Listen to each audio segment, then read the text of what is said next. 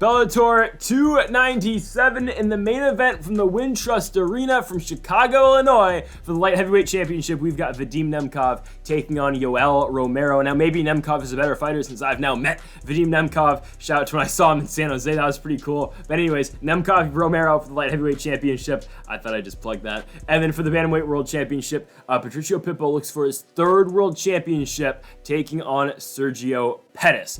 16 fights in this card this Friday night from Chicago. And folks, if you haven't yet though, make sure to hit that subscribe button down below for some more MMA here on the channel. Earlier today, we posted our PFL 5 predictions with Ante Dilia and Maurice Green in the main event. The featherweights and the heavyweights are on that PFL card this weekend. And then also our UFC predictions went out yesterday with UFC Fight Night, Vettori versus Cannonier. Both links are in the description down below. Let's now get into this 16 fight card here with Bellator. Okay, so you know how Bellator works. They have a bunch of fights with, sort of mismatches. We're gonna do the first 8 here. Gonna start off with the first 4 and then get into the next 4 after that, just so we can get some of these out the way, because again, if I just sat here and did all 16 fights, it would take a damn while. But first off, we have got Max Metzger taking on David McKinney. Gonna be taking Metzger to win this fight by first round knockout. David McKinley is a fighter who is 1-3, has not won a professional fight since, or he's only won one professional fight. It was in his last pro MMA fight earlier in 2023, but this is a guy again who is 1-3. You know what Bellator is trying to do here. They're trying to get Max Metzger a victory here. He is 26 years old, but undefeated as an amateur. It's his first professional fight. His last amateur fight was only 3 months ago, winning in Ohio Combat League by unanimous decision. Metzger should be able to go in here. He should be able to wipe the floor with McKinney. I got him to win this one by first round knockout. David McKinney doesn't even have a picture on Tapology. Next up, Cody Law versus Edwin Chavez. Bellator's high on Cody Law. They've always been high on Cody Law. The thing is, he's lost his last 2 fights,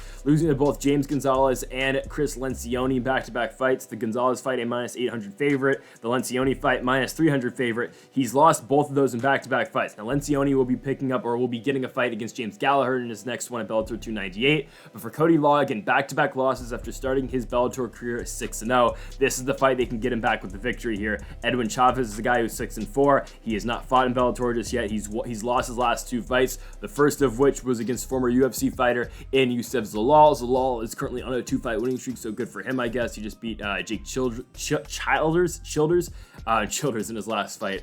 That's besides the point. Chavez lost back-to-back fights. They are trying to get Cody Law a victory. Honestly, though, I don't even feel great about Law getting a finish. I think Law is going to win this fight by unanimous decision. Next up, we will have Jordan Newman taking on Matthew Perry. Another rollover fight here. Jordan Newman is supposed to win this fight. He is a Rufus Sport guy fighting out of Wisconsin. Again, really good wrestler is Newman. He's going to try to go in there. He's going to try to get a takedown. He's going to try to get a submission. I think it's going to be a pretty quick night in the office. I think he's going to submit Matthew Perry in the first round. Perry's guy is 5-3, coming off a win over a guy who's 13-4, 14 months ago. Give me the victory here for Jordan Newman. And then finally, for the final 4, we have got Timur Kizrayev taking on Richie Smolin. It's a good fight, don't get me wrong. Kizrayev's a guy who just beat Daniel White in his last fight in November 2022, and now he's this low on this card here on the prelims in Chicago. And Richie Smolin's a good fighter too. He's 10-2-1. He's 4-1 in Bellator. Did have one fight in the UFC on the Ultimate Fighter finale card back in 2018 where he lost to Violent Bob Ross and Luis Pena. But Smolin's good. I mean, again, he beat Piotr in his last fight by split decision. This is a really good fight here. I think Kizrayev is just better, though. I think all around Kizrayev is a better fighter. He's got more skills on the ground. I think his striking slightly better as well. Don't get me wrong, Richie Smolin's really good, and Richie Smolin has a really good ground game. But all in all, I do think that Timur is able to win this fight. I'm going to go with the Russian-born fighter here, fighting out of Dagestan to win this fight. Not the Dagestani camp, but the other one, the one that that Ankalaev's from.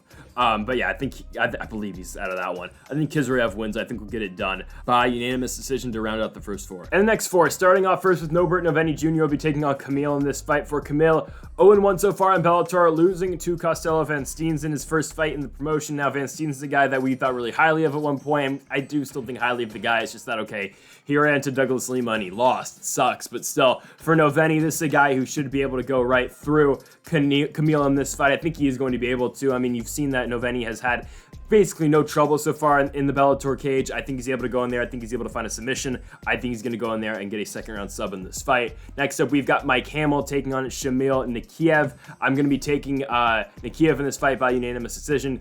You know, Mike Hamill's a guy who's 10-5. He's been around Bellator for a little bit. He's 3-2. He is on a 3-fight winning streak after dropping his first 2 fights to Adam Borch and Usman Nurmagomedov. He's won 3 straight against Bryce Logan, Kilis Mota, and Nick Brown, but he now gets Shamil Nikiev. 10-0 is Nikiev. This is a guy who won his last fight at Bellator 254 all the way back in 2020, so it's been a very long time for Nikiev, but former ECB fighter, fought Christos Yagos there in 2017. It's just what Nikiev we are going to get. He was 24 the last time he stepped into the cage. He's now 27.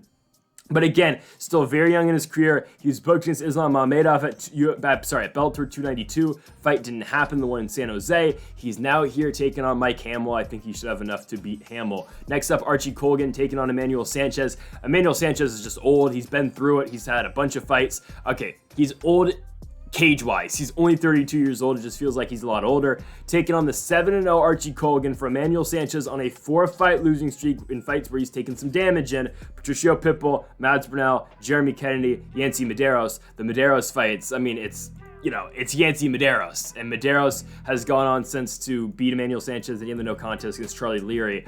Anyways, for Emmanuel Sanchez, gets Archie Colgan in this one. It's just a tough fight for him, I think. Again, on a 4-fight losing streak, I think Colgan's going to make it 5 in a row, and I think Colgan is going to be the first guy to knock out Emmanuel Sanchez in this big losing streak. Sanchez has not been knocked out so far in his career. I think Archie Colgan's the guy that's going to crack the chin. You saw in his last fight against Justin Montalvo. He finishes him in the first round. Again, that was just a couple months ago. Archie Colgan's really coming into his own. I think he's going to knock out Emmanuel Sanchez in the first round. And then our final here out the second 4, we have got Vladimir Govera taking on Gabriel Saig. Give me aka his own and Vladimir here. First fight in Bellator, it's a knockout victory in the second round against the guy who was 2-4. Again, this is another fight they're just building him up with. Taking on Gabriel Saig in this one for Saig. 1-1 professionally. Won his first fight in North Iowa Fights in 2022, then dropped his next one to a guy who's 2-5. Again, Vladimir is way better than these guys. Saig is even booked in a fight in a couple months against Jordan Suver against, this guy is 3-11. This is low-level fighting. Vladimir Guerrero is going to win this fight. He's going to get it done in the first round. So that closes up the next 4. Again, I don't know why that heavyweight fight's so high, but it is what it is. Okay, so on to the individual fights. We've got Carl Moore taking on Alex Easy Polizzi. I'm going to be taking Polizzi by decision here. I think on Tapology, Carl Moore is the favorite, but in terms of odds right now, Polizzi is the slight -125 favorite. I'm taking Polizzi here. I think people forget how good this guy was before the Yoel Romero fight, and I know Romero kind of shut him down. Romero again finished him late in the 3rd round, but again, Yoel Romero is fighting for a world championship on this same exact card, and yeah, Polizzi has not fought since that Yoel fight, but when you look at what he's been able to do in Bellator before that, I mean, or even honestly, when you look at his last LFA fight in 2020 where he submits Jamal Pogues for the light heavyweight championship. Jamal Pogues is a guy who's in the UFC now, who's picking up wins in the UFC. He beat Josh Parisian in his first fight. He's going to be taking on Michael Parkin in his next fight, but, you know, he beat Jamal Pogues with a heel hook. He goes on a Bellator, beats Rafael Carvalho, loses to Julius Angliskis, beats Trujillo, beats Grant Neal, beats Jose Augusto, and then drops his next fight to Yoel Romero. But still, Polizzi's good. He's got, very good skills on the ground. He's got decent striking as well. He'll be taking on Carl Moore, who, again, is a good fighter in his own right. Don't get me wrong, he's 3-0 in Bellator. But I think Polizzi's able to take advantage in some spots here. I think, again, on the ground, this fight's ever so competitive because Carl Moore is good down there too. And on the feet, I think it's a really close fight as well. Ever so slightly, though, give me Polizzi to just out-edge Carl Moore everywhere. On the feet, on the ground, I think Polizzi's just a slight step ahead of Carl Moore. That might be an unpopular pick, but I'm going to be taking Alex Easy Polizzi in his return fight from over a year to come in and take down SBG Ireland's own in Carl Moore. Give me Polizzi by decision. So our next fight will be Jaleel Willis taking on Ramzan Kuramagomedov in this one. Give me Kuramagomedov to win this fight. I like him to get it done by decision. Kuramagomedov's good. He has not fought in Bellator just yet. This will be his Bellator debut. We talked about him, I believe, when he fought in Eagle FC, or was it Eagle FC, or when he fought for PFL. I don't know. I remember Kuramagomedov has come up before here on the channel. And this guy's good. Oh, no, it was with UFC. I believe. Yeah, I forgot. He was booked against Alex Oliveira. He didn't end up fighting in the UFC. So yeah, so Kuramagomedov at one point was booked for the UFC against Alex Oliveira, did not have that fight, then immediately went back to UAE Warriors, and then he fought an Eagle in his last fight. But that fight was on January 28th, 2022. It's been a while for Kuramagomedov, a year and a half of inactivity. He's coming back to take on Jaleel Willis. He had one fight in the Contender Series back in 2019 where he beat Jordan Williams, beats Williams by split decision. Then he also fought in the PFL as well in 2018. He beat Robert Hale, but this is like early day PFL. This is, I mean, of course, Saad Buist was still fighting back then, but this is when PFL is doing a promotion. Free cap Thursday. First 1,000 fans in the building receive a free PFL cap. What? Okay, anyways. Kuramagomedov hasn't fought in a while. He'll get Jaleel Willis in this fight. He should be able to beat Jaleel Willis. All right, I'm not too concerned. He's a big favorite in this fight. He should be able to take Jaleel Willis down and hold Jaleel Willis down. Willis is a guy who's been submitted twice before in his career against Bahamazi and Muhammad Burkamov. I don't know if Kuramagomedov is able to get the finish, though, especially with the inactivity. That's why I'm going to go with the safe pick of a decision. But Jaleel Willis, again, is a guy who was 1-2 in his last 3 fights, the one win being Kyle Crutchmer.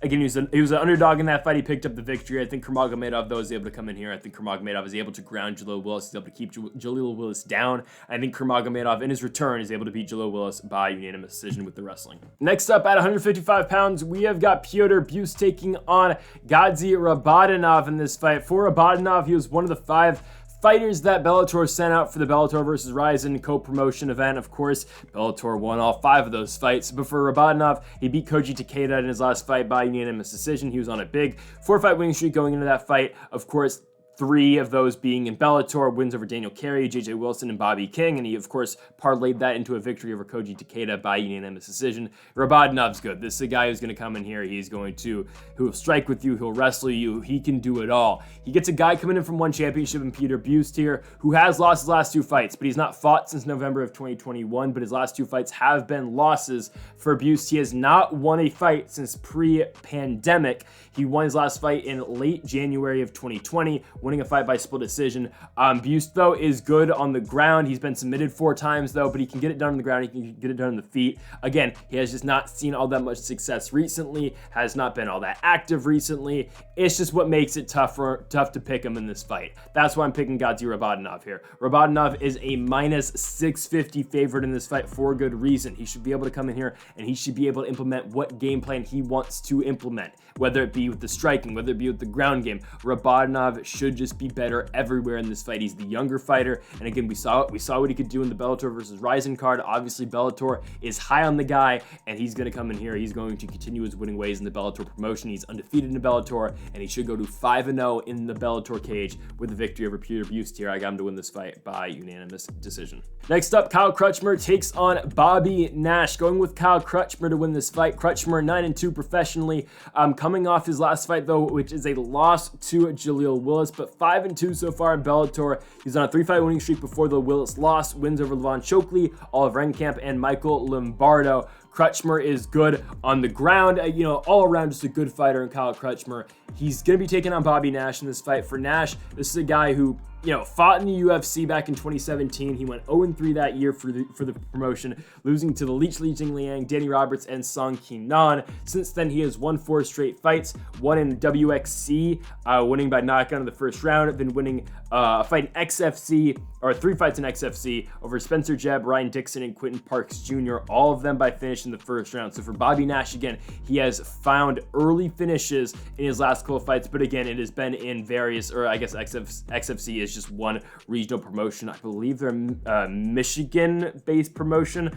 I guess they're still having fights. They just had a fight last week, apparently. Cool. Anyways, so Nash is going to be getting the shot here in Bellator against Kyle Crutchmer, but Crutchmer is just all around better. I mean, again, he's a huge favorite going to this one, minus 350 for a reason. I know he had the slight bump in the road against Jaleel Willis, but Crutchmer is better than Bobby Nash. Again, Nash has been fighting regional guys. Kyle Crutchmer is legit, fighting at a Fortis MMA. Give me Crutchmer to win this fight. I like him to take it by unanimous decision. Okay, the American Predator is back. Daniel James back in the Bellator cage once more. He main evented in his last Bellator fight and will be taking on Gokhan Saricam in this fight. For Daniel James, man, came back to Bellator, 2 straight victories wins over Tyrell Fortune by second round knockout, and then a main event spot where he knocks out Marcelo Gome in the third round with a huge uppercut, and now here he is against Gokhan Saricam here. For Saricam, this is a guy who 8-2 professionally. He's 4-2 in Bellator. He lost his last fight though to Oleg Popov by unanimous decision. I mean, Popov is a good fighter in his own right, but still, Saricam lost his last one, beat Said Soma before that, beat Kirill Slidnikov before that as well. But Daniel James should have the advantage in this fight. I mean, he should be able to keep this fight on the feet. I think he's going to be able to avoid the grappling and the wrestling that Saricam is going to bring him. And I think Daniel James, the American Predator, is able to keep this fight standing, and he's dangerous on the feet. Yes, he's 41 years old, but the American Predator is putting it together late in his career. This is a guy, again, who was going to ACA to fight fighters, and no one wants to go to ACA voluntarily. You just go to ACA if you're like a guy like Lance the Party Palmer who needs to pick up fights. Daniel James voluntarily went over there, and he was winning fights over there. He's come back to America, at least for American MMA, and he's doing really well, and he's finding success in his own right over here. Fighting at home in Chicago, Illinois, Daniel James should be able to pick up the hometown victory. Of course, fought in the main event in his last one. Daniel James is going to come in here and he's going to knock out Gokhan Saricam in the first round. He's a slight dog in this fight, but again, if Daniel James can keep the fight standing, I think he's going to be fine. I don't think Gokhan can really strike with them because, again, Gokhan wins a lot of fights by taking his opponents down and working on his ground and pound. If Daniel James does not allow Gokhan to take him down, Daniel James should have a field day on the feet. So give me Daniel James, the American Predator, to get it done in the first round. It will be his quickest Bellator finish to date, but Daniel James keeps on rising the ranks in the Bellator heavyweight division. Give me James to win this fight by first round knockout. Next up, a big time fight in the light heavyweight division. We have got Corey Anderson taking on Mr. Wonderful Phil Davis. A tremendous fight at 205 pounds, and maybe a fight that will determine the next title challenger here at 205. I know, again, both guys have received title shots in the past, but now we get Anderson and Phil Davis, a new matchup for Bellator here. And it's going to be interesting because Mr. Wonderful, again, is coming off 2 straight wins. He has a win over the title challenger tonight in Yoel Romero. And, oh, by the way, you know, the Yoel Romero fight was a big win for him. And Phil Davis has not lost since he's beat Yoel Romero. I know, okay, right before the Romero win, he did lose to Vadim Nemkov for the World Championship, but it kind of feels like Phil Davis, you know, maybe should be getting the next title shot because he beat Yoel Romero, he beat Julius Inglescus. The winner of this fight should probably challenge for a World Championship next. I know for Corey Anderson, he had the first fight against Vadim Nemkov. He was in the lead. He was likely going to be up 3-0 or at least 2-1. Of course, that fight has to end because of the accidental clash of heads. And then the second fight, Nemkov obviously beats him at Bellator 288. But still, Anderson, I would say, is 1 fight away from the World Championship. Same with Phil Davis. The winner of this fight should be getting the winner of Yoel Romero and Vadim Nemkov. It's a little tough if Nemkov wins, considering he's already beat both these guys, but still, who else are you going to have him fight? That's all I'm saying. Anyways, Phil Davis and Corey Anderson, such an interesting fight because you know the wrestling prowess that Phil Davis has. Of course, former Penn State wrestler. He's really good in the wrestling game, obviously. That's what Phil Davis is going to do. Phil Davis is going to try to take you down. Phil Davis is going to try to hold you down. Corey Anderson, really good wrestler in his own right as well, but I would say Corey Anderson will have the advantage on the feet. He's shown more in Bellator the power that he does possess. Obviously, look at the knockout win over Ryan Bader. He's having success on the feet against Vadim Nemkov. He's having success on the ground against Vadim Nemkov. Obviously in the first fight, the second fight did not go his way. But that's, again, taking it all into account, Corey Anderson and Phil Davis on the ground will be very interesting because, you know, again, Phil Davis, tremendous wrestler, but Anderson's a really good wrestler in his own right as well, and a guy who really doesn't get taken down all that often either. So we'll see if Phil Davis is able to get to the legs, and if Phil Davis is able to hold down Corey Anderson if he does take him down. But again, if Anderson is able to keep this fight on the feet, that's where I think Anderson that's where Anderson in this fight specifically will have an advantage. Obviously, that's not always the story for Corey Anderson fights. I mean, sure, again, the Johnny Walker wins and the Ryan Bader wins are cool, but primarily it's going to be Anderson trying to shoot in, clinch up, and trying to, you know, really work on his opponent on the ground. But in a fight like this, do you really want to do that against Mr. Wonderful Phil Davis? Not really, because again, that's what Davis usually does to his opponents. So I think Corey Anderson in this fight should be able to keep it standing, and I think Corey Anderson at distance will be really good in this this fight. I think we'll win a decision. But I think Phil Davis will steal a round. I think it will be 2-1. I think Davis will maybe take the first round wrestling, and then in the second and the third, it will be Corey Anderson. But I think it's going to be a competitive fight. I think it's going to be a close fight. I think Corey Anderson, though, will take it. I think he'll, again, win kind of a, he'll start to take over in terms of both the grappling and in terms of the striking. And Corey Anderson, later in the fight, will run away with it. Give me Corey Overtime Anderson to beat Phil Davis to secure his spot for the next title shot. Corey Anderson wins this fight. He'll get it done by unanimous decision. Okay, the co-main event for the Bellator Bantamweight Championship is Sergio Pettis returning after that very long layoff. His last fight was in 2021. Sergio Pettis takes on the current Bellator featherweight champion in Patricio Pitbull. Pitbull goes for his third world championship. Obviously, he is no longer the lightweight champion, even though he very well could still be the lightweight champion if he did not go and vacate that championship to allow his brother in Patricky Pitbull to get a shot at that world championship. Obviously, again, Patricky lost the belt. It's a whole thing. Currently, of course, it's in the Grand Prix. We'll see how that goes. But again, for Patricio Pitbull, the former lightweight champ, the former featherweight champ, looks for his third piece of gold here with this fight with Sergio Pettis. Obviously, Patricio Pitbull, the greatest Bellator fighter of all time. On any other card, this would main event. But no, we've got Yoel Romero and Vadim Nemkov in the main event. I'll make the case that maybe this should main event over Romero and Nemkov. But Pitbull and Pettis is such an important fight. My thing, though, is what Sergio Pettis are we going to get? We know the winner of this fight will be taking on Patchy Mix next for the Bantamweight Championship. Obviously, Patchy Mix went on to win the Grand Prix, so Mix will fight the winner of Pettis and Pitbull. And you know the amazing finish that Patchy Mix got over Ralphie and Stotts to win the Grand Prix. But for now, again, it's Pettis and Pitbull. What Sergio Pettis are we going to get? This guy has not fought in over a year, and he's coming back and he's taking on Patricio Pitbull. Because you know what a good Pitbull is? Pitbull's got tremendous striking. He's got tremendous jiu-jitsu. The guy barely, again, the jiu-jitsu is a strong suit, but he's also got really good hands as well. It was an incredible outcome when he did lose to AJ McKee back in 2021 in Inglewood. That was a tremendous stoppage for AJ McKee. It was probably maybe one of the peak moments for Bellator in Bellator history. And they only averaged 85,000 viewers on that card of Showtime. I'm just saying, they got to get off of Showtime. Anyways, they need to go to CBS permanently or something. I don't know what they need to do. They need to go to Spike or something, or Paramount again. Anyways, Pitbull loses to McKee, but AJ McKee and Pitbull have their rematch in San Jose, I do believe. Pitbull wins. He beats Adam Borch, and then he goes on to Rizin, that Rizin Bellator card. He wins his fight by unanimous decision. Now Pitbull's backing Sergio Pettis. Don't forget the Sergio Pettis fight where he won the world championship. Back in December of 2021, he beats Kyoji Horiguchi. He wins that fight with the spinning back fist in the fourth round. Don't forget Sergio Pettis was down 3-0 in that fight. Horiguchi was beating him. And sure, has Horiguchi got him back to that point since? He hasn't. And now Horiguchi will be fighting for the flyweight championship for Bellator in July, the inaugural Bellator flyweight championship, which I think is going to be interesting. I think Horiguchi should probably go on to win that fight because Horiguchi is a natural flyweight. But anyways, again, Pettis wins that fight by knocking out Kyoji Horiguchi in the fourth round with the spinning back fist. It's an incredibly timed back fist that puts out Horiguchi, puts him out cold. Again, though, don't forget, Pettis was likely down 3-0 going into that fight, going into that fourth round, going into the championship round. So that shows you the heart that Pettis has got. Sure, he goes out there and wins the fight, but still, Pitbull's not going to make that mistake. I love Kyoji Horiguchi. I think he's a great fighter. I'm a big Horiguchi fan. I don't think Pitbull's going to put himself in a spot where he opens himself, he misses on a roundhouse kick, and boom, Sergio Pettis hits him with the spinning back fist. I don't think he's going to put himself in that type of position.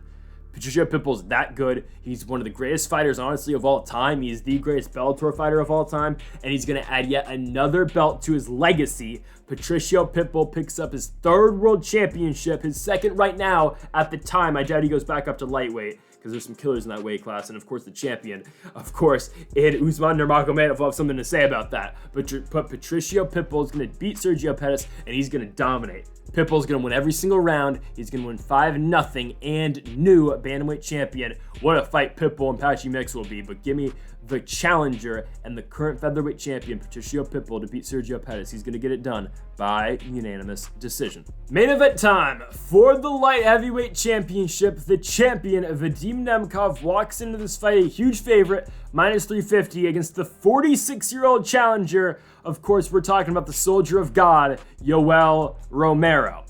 Nemkov Romero is an interesting fight. Is Yoel all that deserving of a title shot? If we're being honest, no, he's not. Phil Davis is a lot more, worthy of a title shot. I know he's fought Nemkov before, and I know, again, yes. But if you're really looking at it, yeah, Yoel lost to Phil Davis. Then he beat Alex Polizzi. Then he beat Melvin Manoff. And he, cool, 2 back-to-back wins in the 3rd round. Is that really worthy of a title shot? It's not. But now you get Nemkov and Romero. It was supposed to be the co-main event for Bellator 290. That was Bader and Emelianenko. Now it's the main event here for this card at the Wintrust Arena in Chicago. Is Yoel really going to be finally become a world champion? That's the question you got to ask. I'll be honest, the answer is no. He's not. Nemkov's going to win this fight. Yoel might win a couple rounds, maybe one. I just think Vadim Nemkov's too good. I think he is. Where does Yoel win this fight? That's the question. Because Yoel's likely not going to wrestle him, because that's just not what Yoel does. Yoel's probably going to strike with him, and I think Vadim Nemkov's going to get the better of him on the feet. And I think, unfortunately, it's either you get a really competitive fight with Yoel Romero, where it's really fun back and forth, and as you talk about it for a while, or you do get, one of those fights like the Israel Adesanya fight, and it's not that impressive. And, it's kind of just shadow boxing. Because, the Phil Davis fight, it wasn't memorable. Phil Davis just beats him. I think Nemkov is going to find a way to get the victory here. I don't think that much output is going to be thrown on either side, really. I don't really see a finish on either side here. I just think Vadim Nemkov does enough to win. I really think he does. I think Nemkov stays on the outside. He doesn't allow Yoel to throw any crazy stuff at him. No flying knees, no big kicks. I think Nemkov just kind of stays in range. Nemkov uses his jab effectively, and Vadim Nemkov just walks away with the championship still. I think the leg kicks are going to be huge in this one. I think, Vadim Nemkov is going to try to take away the legs of Yoel Romero, kind of similar to what Robert Whitaker did a couple times to Yoel. And again, it's just Romero's old. He's 46. And I know, again, Romero's been one of these guys who's kind of defied, the laws of age, I guess. But again, Yoel's only won 2 out of his last 5. It's just, don't get me wrong. Romero is still good. It's just, he's beating Alex Polizzi, who's good, and who I think he's going to beat Carl Moore, but it's just, these aren't the top guys. They are pushing Romero to the belt because they know this is the last time Yoel Romero can ever, logistically fight for a world championship. So they're booking him against Vadim Nemkov because they think he's got a chance, which he does have a chance. Yoel will always have a chance to knock out his opponent. But I really just don't see it happening. I think Nemkov's too good. I think he's going to set too many traps. I think Romero's going to fall into some traps. I think Nemkov's just going to beat him with a punch every single time. I think that's how good Vadim Nemkov is. I know we were down on him after the first Corey Anderson fight, but watch the second Corey Anderson fight. Nemkov really settles in. He really makes the improvements and the adjustments he needs to make. He wins the fight, and I think Nemkov's going to be a really tough champion to unseat. I think Nemkov's going to beat Yoel Romero. I think he's going to get it done by unanimous decision. Don't get me wrong. I'd really like to see Yoel Romero win the championship. I would. And hell, I just, at the beginning of the video, I was talking about how it was cool that I saw Vadim Nemkov and took a picture of Vadim Nemkov in front of the San Jose card earlier this year. But I would still like to see Yoel win the championship. Do I think it's going to happen? I don't think it will. I think Vadim Nemkov is too good. Nemkov's too good of a boxer. He's got too good of sambo to keep this fight, in range and where he wants it to be. And Vadim Nemkov, there's a reason he's a minus 350 favorite. He's going to win this fight. Vadim Nemkov retains his championship. He's going to get it done by unanimous decision. I've got him to win this fight 4 rounds to 1. So folks, thank you all for watching our Bellator 297 predictions here on the channel. Go make sure to check out our PFL and our UFC predictions as well. Again, both of those links are down in the description down below. Make sure to leave a like if you did enjoy the video, and make sure to hit that subscribe button down below if you did enjoy as well. Again, thanks again for watching, and Mamba forever.